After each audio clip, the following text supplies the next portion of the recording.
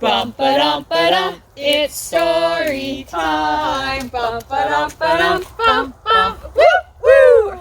Bum ba dum ba dum, it's story time. Bum ba dum ba dum, with Emily. Bum ba dum ba dum, with Emily. Welcome to Storytime, campers and camp community. Today for Storytime, we are going to be reading Rapunzel's Quest by Peggy Wright. A long time ago, in a faraway land, there lived a good king. He cared well for his people and showed them how to create joy, love, and purpose. People honored the king with the work of their hands, their care for others, and by sharing their unique gifts. The kingdom was a place where everyone was celebrated and belonged. But the people of this land had enemies who wanted to destroy their kingdom. They were really mean, so they were called the Meanies. At one time, the Meanies attacked at night. It could have been the end for these people if the king had not gone out to save as many as he could. He got almost all the people to safety, but then he went missing. His daughter Rapunzel was captured and taken to the Tower of Doom, and his son Lancelot was doing his best to keep the threats away.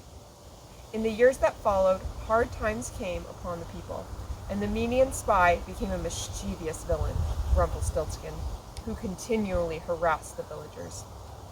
One of Rumpelstiltskin's most diabolical tricks was to spread little flea-sized critters throughout the kingdom.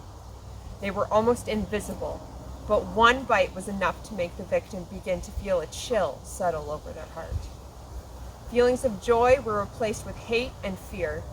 It was a mean virus, if ever there was one. One time, these cold pricklies multiplied until every home had at least one person infected. The symptoms were subtle, but changed the whole feeling around the kingdom.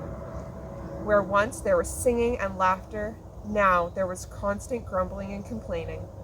People snapped at each other and avoided strangers. Many friendships were broken from mutual distrust and fear. But there was one wise woman, the quilt maker, who was immune to the cold pricklies, and she tended well to the hearts and needs of those around her. The quilt maker wandered into the courtyard where the beggar was playing a hauntingly beautiful melody. There were still some people who would stop and throw in some coins, since they appreciated the gentle spirit and the soothing calm of the music the minstrel beggar was playing. The quilt maker spoke to him with fond familiarity. She said, "Mr. Ormond wonders if you could bring a shovel with him when you go to work with him today. His shovels were destroyed when Rumpelstiltskin burned his field." The beggar packed up his guitar as he replied, Of course. I am heading over there now, and I will bring more bandages for you later. "What would we do without you? Be sure to come for dinner. Jenny is healing well after her fall, and we both so enjoy your company." she exclaimed as she slipped her arm through his with intention of joining him in a walk to the fields. The beggar looked at her fondly and agreed to join her for dinner. But I think you are needed more in the courtyard this afternoon than joining me to the fields. She had learned long ago to trust the beggar's intuition and guidance, so she dropped his arm and waved him off to the fields. She had just settled on the village bench with her quilt when an unexpected visitor arrived. It had been 5 years since Rapunzel had been taken deep into the Meanian territory and imprisoned alone in the Tower of Doom. Now suddenly, here she was. Rapunzel was wet and disheveled as she ran to the quilt maker and hugged her hello. Her hair was cropped short and she drank deeply from the canteen of water that the quilt maker offered. "You look like you've been through a hurricane, dear one. Sit and tell me all about it while I find you some nuts and raisins," said the quilt maker as she dug in her bag. Oh, thank you. Rapunzel said breathlessly. Where's Lancelot? "Oh, there's a rumor that he's on a quest to save you," said the quilt maker. Rapunzel laughed and stated, He's a little late. When the quilt maker asked how she managed to escape the Tower of Doom, Rapunzel touched her shorn head as she recounted her adventure. Well, Every time I cut my hair, I added to the rope that I was weaving. And finally, after 5 years, it was strong enough to use to climb down the tower wall. Then I swam through the aqueducts and made my way here. But where is everyone? I often ask the same question. Rapunzel exclaimed. Where are the playing children? Where are the minstrels, the artists, the laughter? I've dreamed about these things every day for 5 years. What's going on? The quiltmaker answered. Some have gone, some have just forgotten. And then the cold, prickly virus set in. The minions hit us hard with that one. There's only one cure that I've heard of. An herb that is in the forest called King's Love. It is the only thing that can melt the coldness that penetrates deep in the heart. Perhaps the girl that can save herself from the Tower of Doom can also be the one to find the life-saving herb. Rapunzel felt her spirit rise with purpose and direction. She had spent 5 years resting, weaving, doing jumping jacks, and running around her small tower to be ready for her chance to escape. But maybe her preparations weren't just about freeing herself. Perhaps all of it led to this moment when her people needed her. She hurried to the castle to bathe the mud off the cuts and scrapes that came from her perilous journey. She dressed in her tights and leather vest with comfortable boots so she could travel well, packed some food, and set off. She started on the well-worn path from the courtyard to a chapel in the woods. She lingered there a moment, wondering if guidance would fall on her in this holy place. But though she loved the stillness and the song of the birds all around her, she still didn't know which way to go. She started off through the thickest part of the forest, figuring that few people had been there. She kept her arrow on the bow in case she found a snake or a bear that needed discouragement. She saw a huge winged vulture sweep across the sky, blocking out the light, and she shivered. She came to the edge of a swamp, and she had to find the firm places to set her feet. Her boots got a good soaking more than once. Still, she was no closer to her goal. After several hours, she was worn out and discouraged. She didn't even know what she was searching for.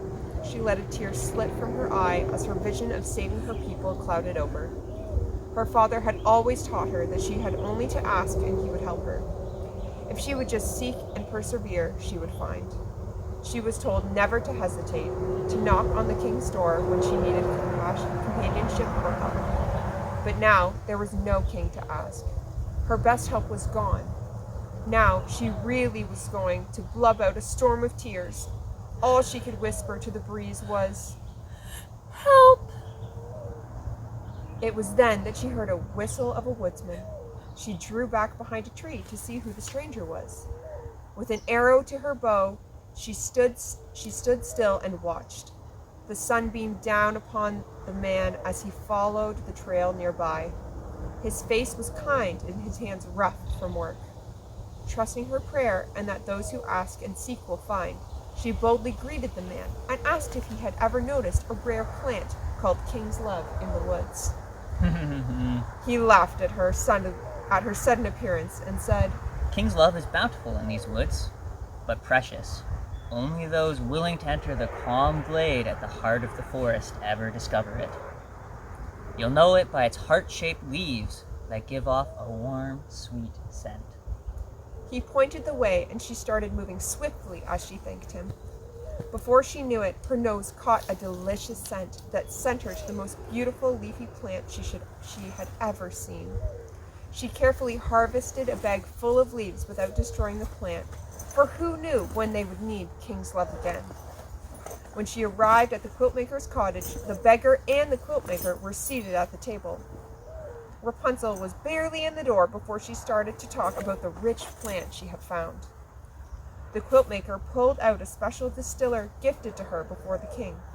She used it to gently steam the leaves until the oil of the plant was released into a small jar.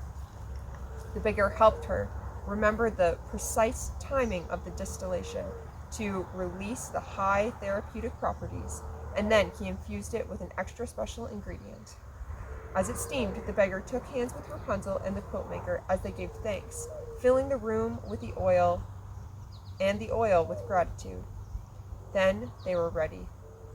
She skimmed off the oil and put it in tiny jars for each household.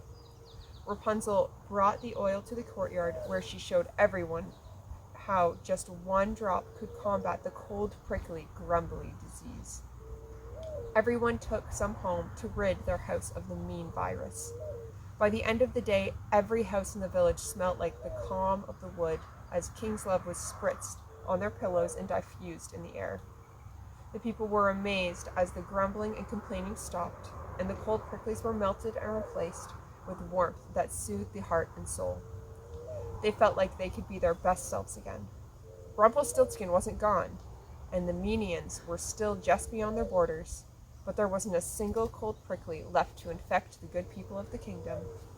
The joy and love that the king had always spread found a way back into the soul of each household. King's love, infused with grateful prayers, had returned the spirit of the king to the homes of the people. They gave thanks to the quiltmaker and Rapunzel, the girl who wasn't afraid to ask, seek, knock, and pray, so that her eyes and heart were open to find what is precious and rare.